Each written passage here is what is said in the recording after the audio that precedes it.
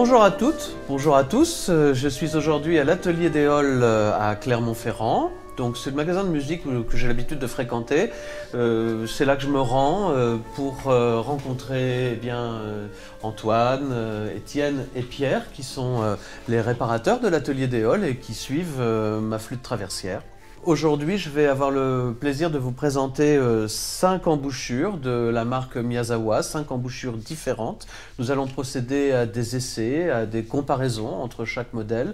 Et puis j'en profiterai aussi pour vous parler de la façon d'essayer des embouchures, quel protocole de test est-ce qu'on peut utiliser pour arriver à choisir son matériel.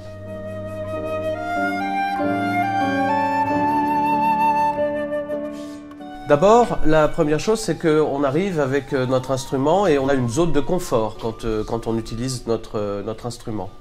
Et cette zone de confort, elle concerne bien entendu la façon dont on va alimenter notre embouchure. Or, chaque embouchure s'alimente d'une façon différente. Certaines embouchures demandent beaucoup d'air, d'autres en demandent beaucoup moins. Et le premier boulot qu'on va avoir quand on va essayer une nouvelle embouchure, ça va être de savoir ce qu'elle demande en termes d'alimentation. Si vous arrivez d'une embouchure qu'on alimente énormément et que vous essayez une embouchure qui, elle, requiert peu d'air, eh ben, vous allez avoir un petit souci, elle va être immédiatement saturée. Ça ne veut pas dire que l'embouchure n'est pas bonne, ça veut juste dire qu'il faut simplement essayer de l'apprivoiser, essayer de savoir exactement quelle quantité d'air on doit mettre dedans. Ça, c'est la première chose. La deuxième chose dont je peux vous parler pour l'essai de l'embouchure, c'est la notion d'enveloppe et la notion de projection du son. Donc la notion d'enveloppe, c'est ce que va donner en fait l'embouchure en termes de rendement sonore juste immédiatement autour de soi. C'est une notion très importante pour le confort. Est-ce que vous avez envie d'avoir un son puissant? Est-ce que vous avez envie d'avoir un son fin? Eh bien, vous allez avoir une enveloppe qui va vous donner une image sonore immédiate, un petit peu comme j'entends ma voix quand je suis en train de parler, je l'entends autour de moi, elle résonne à l'intérieur de mon corps, et c'est exactement la même chose, c'est exactement la même notion. Puis il y a une deuxième notion qui est celle de projection du son. La projection du son, c'est la façon dont l'auditeur, lui, va percevoir votre sonorité. Et évidemment, cette notion de projection est très différente de votre sensation personnelle. Donc quand vous allez essayer une embouchure, il y a toujours intérêt à ne pas être tout seul, ou bien à avoir un enregistreur pour savoir exactement ce que donne le son en termes de projection. Vous pouvez avoir un son qui est large comme ça, et puis en fait, il peut être perçu d'une façon extrêmement fine, vraiment quelque chose de ténu, un fil ténu, par les gens qui sont en face. Ou au contraire, vous pouvez avoir un son tout fin et être tout à fait étonné de savoir que lorsque vous jouez avec piano et que vous avez le sentiment d'être couvert, eh bien en fait, c'est pas du tout le cas. Vous ne l'êtes pas et vous passez très bien. Donc ce sont vraiment deux choses qui sont très différentes. Pour les résumer, la notion de confort avec l'enveloppe, la notion de projection, pour savoir comment vous allez être perçu, les deux sont extrêmement importantes.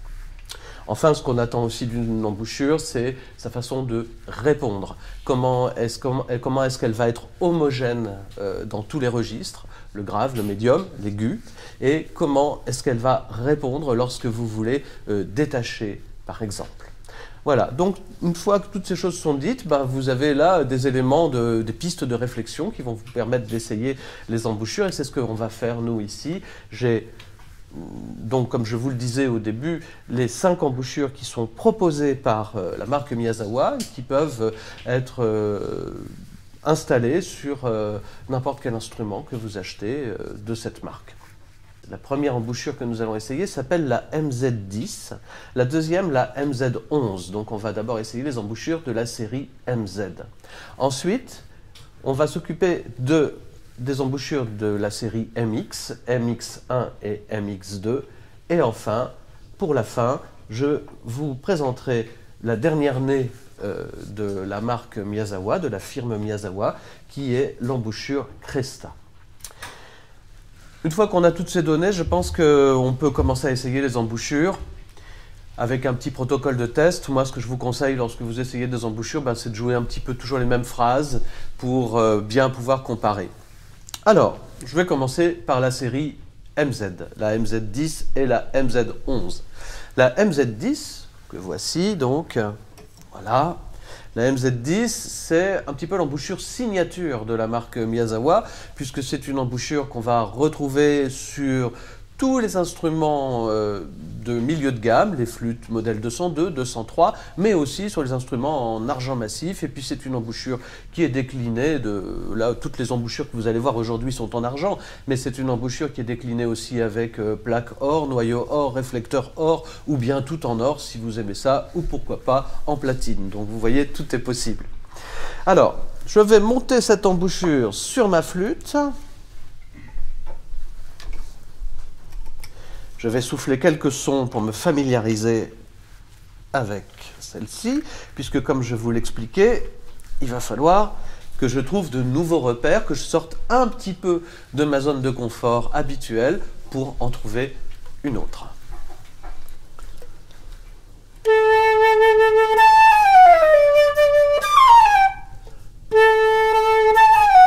Donc les premières notes comme ça me font penser que le timbre est fin, raffiné, élégant, et puis je sens tout de suite, alors je vais vous dire quand même quelque chose, hein, je les ai eus pendant une quinzaine de jours, donc je les connais un petit peu, mais je sens tout de suite que cette embouchure-là, pour donner le maximum de son rendement, ne demande pas beaucoup d'air.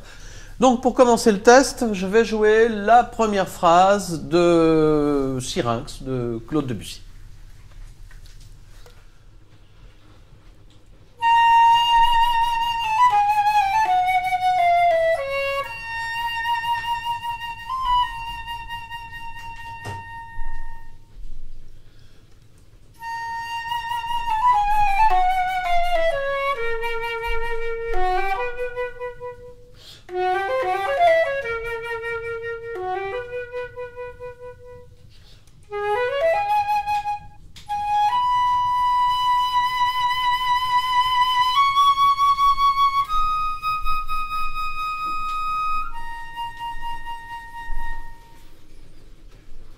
Donc en fait, tout de suite, ce que je sens d'abord, c'est que l'embouchure est très homogène.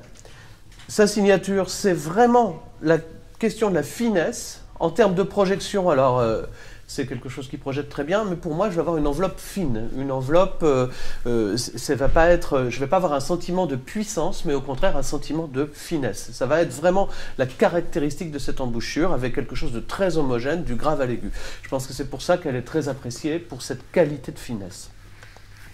Maintenant, ce que je vais voir avec cette embouchure, c'est sa qualité de réponse en termes de staccato.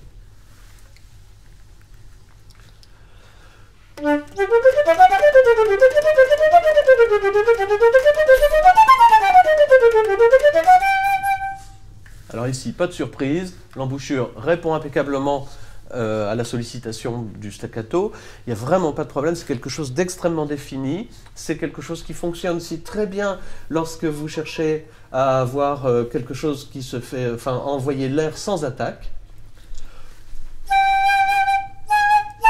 Et pour tout vous dire, ce sera une constante sur toute la gamme de toutes les embouchures Miyazawa qui sont proposées.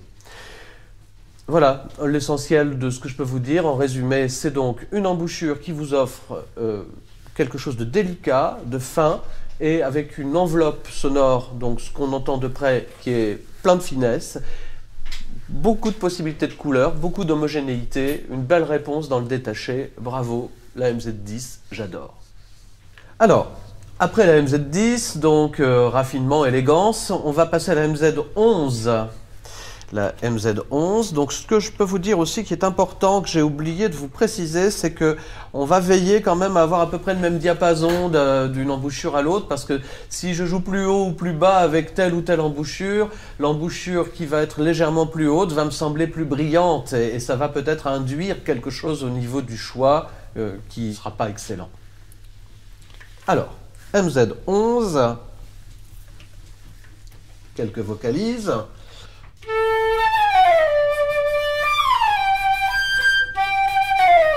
Donc là, la première chose que je vais sentir en faisant ces quelques vocalises, c'est qu'au niveau de l'alimentation de l'embouchure, on ne me demande pas la même chose.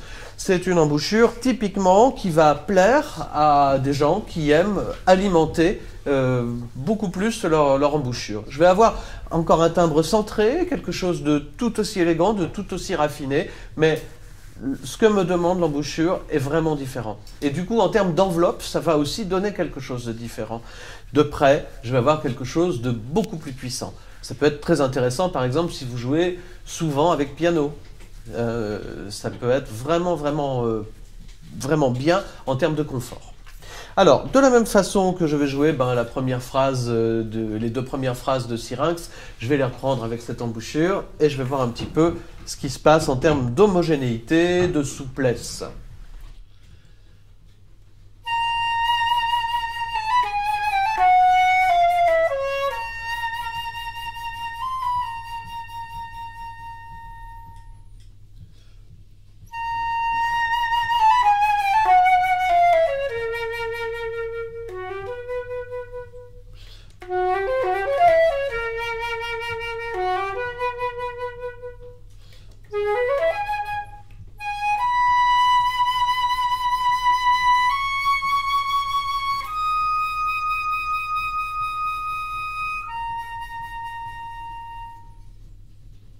Maintenant, on va tester le détaché de cette MZ11 puissante et on va voir ce que ça donne en termes de réponse.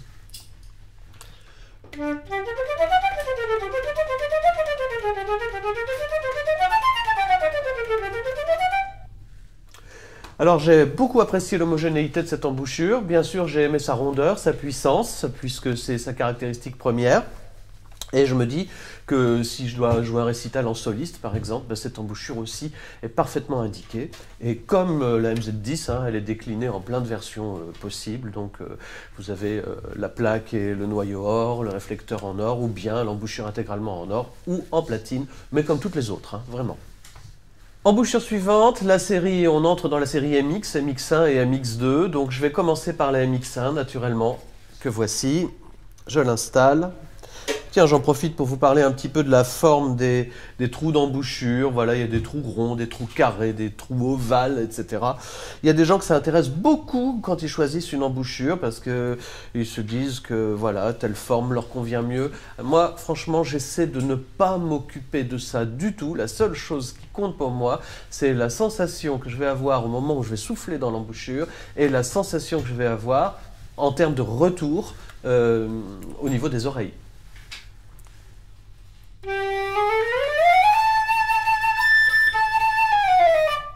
Ce qui me frappe dans cette embouchure aussi, c'est qu'on arrive à avoir avec un petit peu plus de puissance pourtant la même notion de raffinement et d'élégance que j'avais trouvé dans la MZ10, c'est-à-dire à la fois finesse et puissance. Je ne sais pas comment décrire ça, mais je pense que ça vaut la peine de les essayer tout simplement.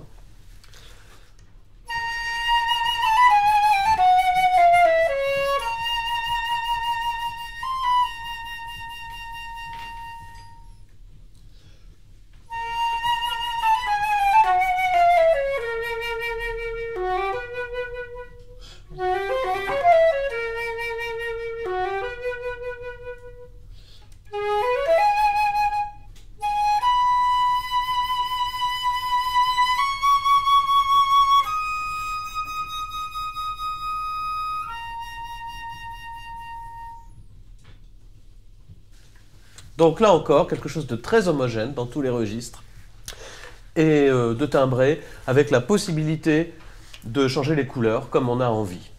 Caractéristique première de cette embouchure, donc une enveloppe un tout petit peu plus large que celle de la MZ10, un confort de plaque qui est différent, qui sera quelque chose qui interpellera le ressenti de chacun.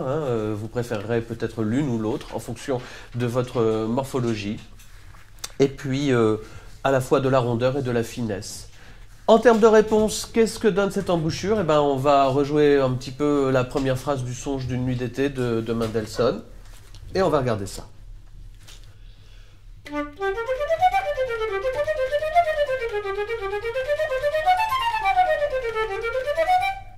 Pas de problème, ça marche tout seul.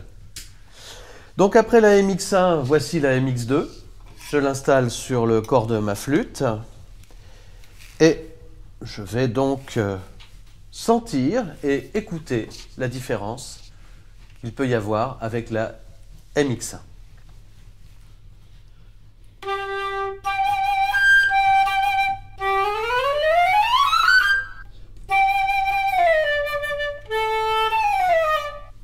Donc manifestement, elle s'alimente un petit peu comme la MX1. On voit vraiment que ce sont deux embouchures voisines qui se ressemblent. La texture du timbre, a priori, me semble un tout petit peu différente. L'enveloppe est à peu près aussi large que sur la MX1 et en même temps, j'ai ce sentiment de centre et de finesse. Mais c'est dans la nature même du timbre que j'entends une différence au moment où je joue. En termes de projection, c'est une embouchure qui projette à peu près comme la MX1 aussi. Après, ça va être vraiment affaire de goût. Ça va être affaire de confort aussi en fonction de notre morphologie. Je vais essayer de voir un petit peu ce que ça donne pour l'homogénéité entre les registres à travers donc Debussy, Syrinx.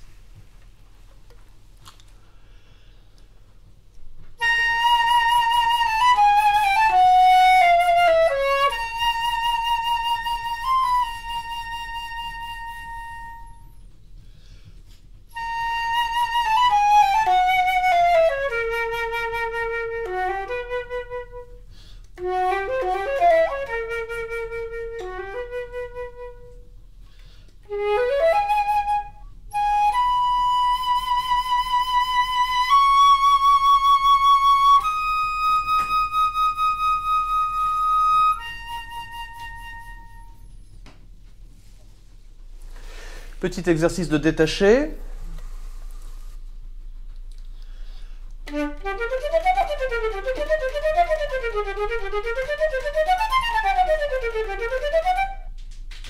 Si vous hésitez entre la MX1 et la MX2, c'est vraiment au niveau de la qualité de l'enveloppe qu'il va y avoir une différence de texture de son. Donc là, ça va être affaire de goût. Et puis aussi, peut-être en termes de projection, quel est le type de timbre que l'on perçoit. Je pense qu'en termes de volume, qu'en termes de projection, on a quelque chose d'à peu près identique, mais c'est vraiment la texture du timbre qui va être un tout petit peu différente.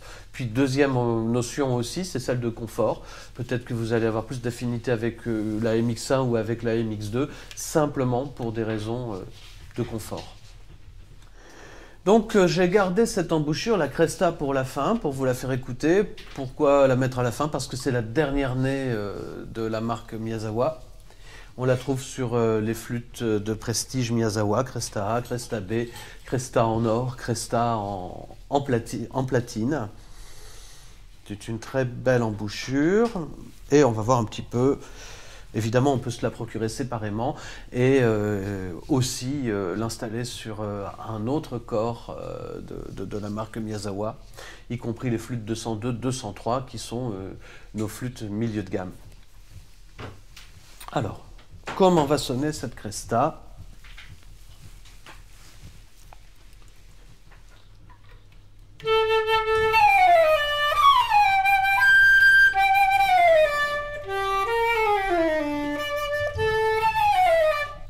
Donc après les premiers sons de vocalises sur cette embouchure, eh bien, je me rends compte qu'il y a une certaine homogénéité qui se dégage entre le grave, le médium et l'aigu, et quelque chose de centré, de timbré, en même temps de puissant en termes de projection. C'est une embouchure qui projette. Sur le plan de l'alimentation de l'embouchure, ma foi, c'est quelque chose qu'on doit chercher, comme je l'expliquais tout à l'heure, dans chacune des embouchures. Là, pour moi, c'est quelque chose d'assez naturel. Je voudrais maintenant savoir si je vais arriver, puisque ce timbre semble être centré, si je vais arriver à pouvoir varier les couleurs. Et donc, comme d'habitude, je vais procéder à un essai sur Syrinx de Debussy.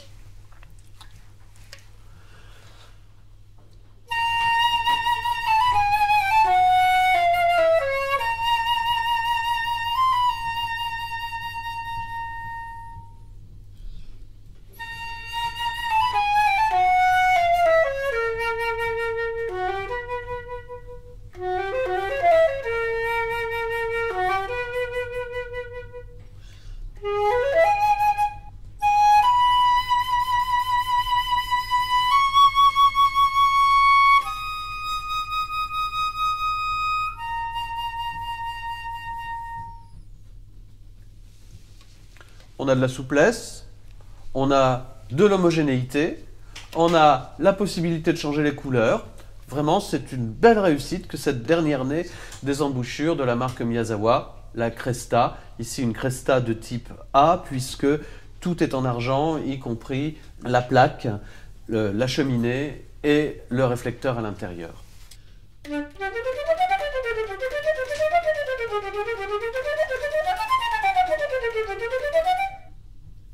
On est dans une constante de la marque Miyazawa avec un détaché qui est toujours extrêmement facile à obtenir sur ces embouchures et avec une réponse qui est vraiment parfaite. Donc vous l'avez compris, vous avez du choix. Vous avez du choix de timbre, vous avez du choix en fonction de la façon dont vous avez envie d'alimenter votre embouchure.